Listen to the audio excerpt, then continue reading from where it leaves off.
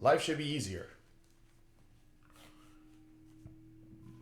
I actually upset at somebody with that phrase a little while ago, and I'm gonna double down, triple down on it. You know me when I say something that's a little offensive. You know me. I always gotta hammer it home and then just drive it into the ground. But I 100% believe that life should be easier because I don't believe that America has a declining birth rate because there's a lot of people who got like a lot of kids. You know what I mean? So I just think that that's like a stupid lie.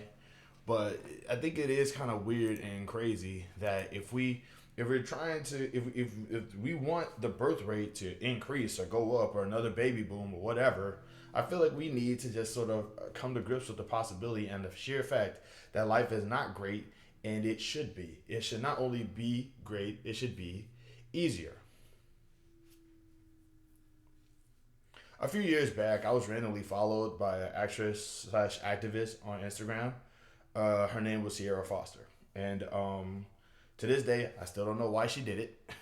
But once I realized that she wasn't a bot and an actual real person, because Lord knows this Instagram is like overrun with like bots nowadays. It's just, hey, give us money because we got a fake picture of an attractive woman, and you just should do that because you look desperate or whatever. It's like, when I found out that she wasn't a bot and a real person, I was a fan of hers ever since. And when finding out that she was an actress, I decided to seek out some work that that she let's seek out some stuff that she was in. And I came across a show on Crackle called Salvage Marines. And while I haven't necessarily finished the series yet, it's just good to see her in it. Just to be able to just look at somebody and just look at a film and be like, I know that person. I've seen her. You know? I spoke to her on Instagram once. That's her. That's her. And she actually has like a speaking role in it and stuff like that. I just think it's really cool. Now, the show itself, Salvage Marines, I think it's okay. I don't think it's like I feel like I have to like appreciate Halo in order to like truly in order to like truly appreciate this series. So while the series is hit or miss for me specifically, the actual plot isn't. The actual plot is what keeps me like wanting to go back and watch the show. See, in this show, corporations has all but like taken over the world and has now gone out to space. And in true corporate fashion, if you're poor, you're in debt. And there's multiple ways to actually get the debt off. But one of the biggest ways is either like hard labor or joining this militant group called the Salvage Marines, which is literally as it's called. You're a Marine force, you know what I'm saying? And you go out and you salvage multiple things. Now the corporations have literally taken over the world and have now expanded onto space. So salvage marines, they ultimately have to go out into space and go from planet to planet to like actually to like get these things. Now granted, I'm guessing that these planets are like properly colonized because a lot of planets they're home worlds for certain humans. So, they go over to these planets and there's already humans there. And the whole idea is that it's the salvage marine job is, because it's a military job, is very dangerous. But like but it's much faster for you to like be able to do these, like if you survive these missions, that's more taken off of your debt, right? But it's like if you die, your debt is like carried on to your family, which is like bonkers. Am I right? It's crazy. But like, doesn't that sound a little familiar? You know what I mean? So it's kind of like So I'm watching this show. Like the show is very like character oriented because like there is a main character there, and there is like this part of a like he's part of like this platoon. He's part of this platoon, and they very much go into detail about who these members of the platoon are. The main character like is just like this dude who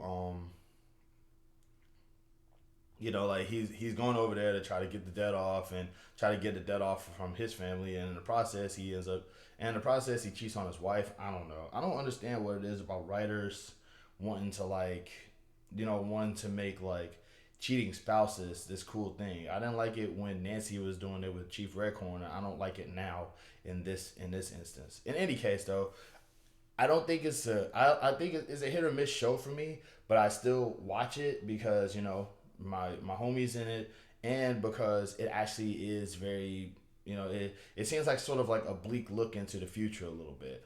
And so it's like I'm not gonna tell you if it's good or bad. I will tell you watch it on your own to try to get your own opinion of it, because, and I mean, it's on Crackle. Crackle is free. If you got time, I definitely recommend checking it out. But it's just weird how looking at this is not that different from like what's going on now. I haven't even finished the show, honestly. There's actually, but there is an episode where they're like hush hush about trying to start a union. How is that different from today? You know what I'm saying? Like, starting a union is like apparently the worst thing that you can do. It's just weird to me how this is a thing. Like, we're literally, like, to put this in perspective, all right? Apparently, just asking your job to just make your conditions at work just a little bit more bearable is a challenge, because you got to be hush hush about it. Just asking the society that we are currently in to just make life a little bit easier for us, and just a little bit more bearable for us, is a problem, because there is this narrative that's being pushed that life is supposed to be hard, and in order for you to go to heaven you have to get through hell. And it's like, why though? Like, which one is better, being on fire or not being on fire? Because if you're the type of person who's going to answer not being on fire, then you can easily understand why suffering and pain is not necessary. Nobody gets extinguished from being on fire and be like, man, everybody else needs to be on fire except me, so they can understand how good it is to not be on fire. You know what I'm saying? It's just weird. I just think it's really weird that like there's this narrative and there's this push towards suffering being a necessity, and the only people who push this narrative are people who profit off of other people's suffering. You know what I'm saying? It's crazy to me, because of the fact that we've now managed to turn that stupid perspective into a culture, and that stupid culture into a national practice, and that stupid national practice into a political party, and that stupid political party into a national law. Like, you mean to tell me that we have to suffer? Like, y'all don't find it just a little bit bizarre that the people who push this narrative that people have to suffer are people who don't suffer? I really hate this idea. Oh man, rich people are just like the rest of us. They're just normal people like the rest of us who just buckled down and became successful because they didn't want to suffer anymore. It's like, no, they were granted their peace and their happiness because somebody rich gave them money. Once again, like, I always go back to this whole idea that I used to think that a lot of businesses became successful through community-based like funding, like people in the city or people in nearby gave them money, and then I had to learn that a lot of businesses become successful because they come up with an idea that's good enough to attract the eye of rich people, and like those rich people just give them money for like a share of the company. So they ultimately they don't become products of the community. They don't become pinnacles of the community that became successful because other communities came in and realized how awesome they were. They just managed to placate themselves. I don't know if that's the right word, but they've managed to just basically like subject themselves to a corporate takeover by some rich person who's gonna get who isn't going to control the company. They're just going to be workers in their own company because the rich guy who gives them money is going to be their boss. That makes no sense to me. And people are like, this is actually how it's supposed to go. This is a great idea. That business became successful or for a good reason. I don't get it, man. We shouldn't have to suffer, though. I just don't understand that. We shouldn't have to suffer. Things shouldn't have to be expensive. Life shouldn't have to be miserable. It doesn't make any, I can't stress this enough. You got kids. People have kids. If life is supposed to be this blistering, painful, screaming, agonizing trip through hell in order to become the happiest you'll ever be in your life, then life isn't worth living. Like, I'm not trying to put a kid on the planet knowing that that's what they're gonna have to go through. It's like, well, if you want it bad enough, you'll go out and work hard enough to go get it. Which, by the way, work hard enough is like, that's your personal standard. You're incorporating your personal standard to my life. Because if you don't think I work hard enough, then you're gonna be okay with me suffering because you'll always be able to say, well, they didn't really live up to my standards, so they should suffer, which is stupid. Because there's a lot of people who don't work who are living well beyond their means. Look at Elon Musk. Once again, question of the year. What does Elon Musk do for money? What does Donald Trump do for money besides sell Bibles and go to sneakers and NFTs and a fake company? Like, dude, Donald Trump has his own social media website. And it's like the same people who will tell you Donald Trump got the support of more than half the country. Then why isn't Truth Social on the same level as Twitter right now? Why isn't Truth like to put this in perspective? Twitter used to be the site.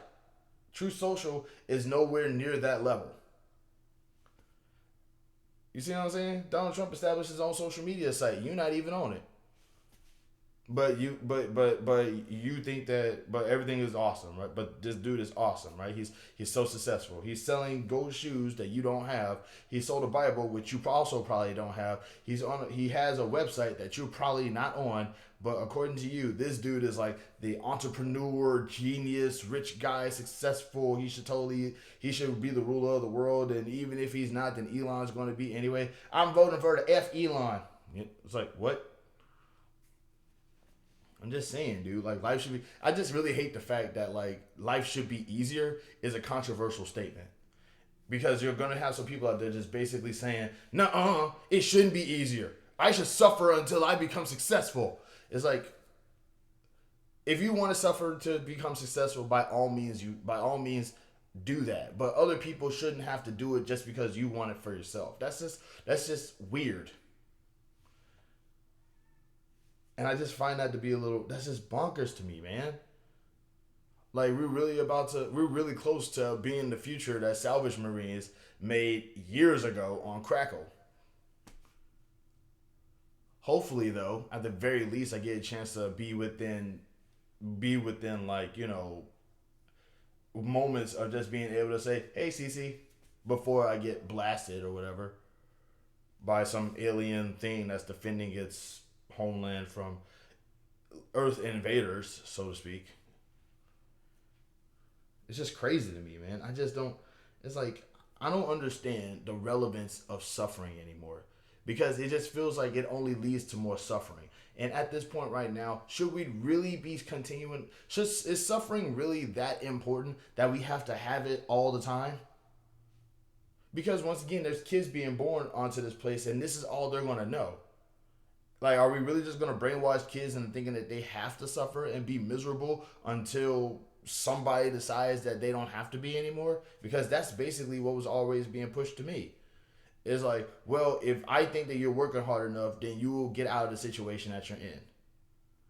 And I don't believe in that. I don't like that idea. I want to be able to get out of the situation that I'm in because I determine it. Because I've been working for quite some time, and I can assure you, I can't stress this enough. I'm going to keep saying this. I can BS a CEO job, but rich people cannot do what I do. Not under the conditions that I do them in.